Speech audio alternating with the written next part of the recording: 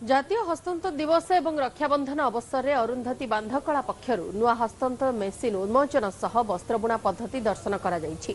Arundhati jewellers तरफ my story my diamond नामक नुआ हीरा गहना संग्रह उन्मोचन होइछि, जहाँ अरुंधतिर समस्त शाखार उपलब्ध रहिबो।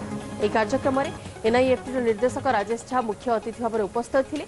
समाजसेवी मीरा परिड़ा और अनुश्री दास अतिथि भाव योगदान करथिले। अरुंधति ग्रुप निर्देशक ब्रह्मानंद मेहर यह अवसर में ओडिया बांधकला और बुणाकार माने किपरि समन्वित विकास और ग्राहक मानक पई सुलभ मूल्य उत्पाद जोगाइबा दिगरे दृढ़ पदक्षेप निया जाय परिबो से नै घोषणा करथिले।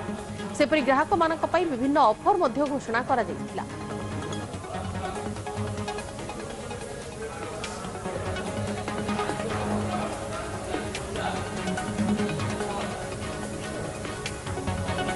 प्रोडक्ट को विश्व बाजार में पहुंचाइबार अरुंधति प्रयास करने सह बुणाकार मानक उत्पाद प्रकृत मूल्य और तासह तांकर जो सम्मान तांको पाखु केमिति पहुंचीबो ता दिगरे हमर पूर्ण प्रयास जारी रहिबो।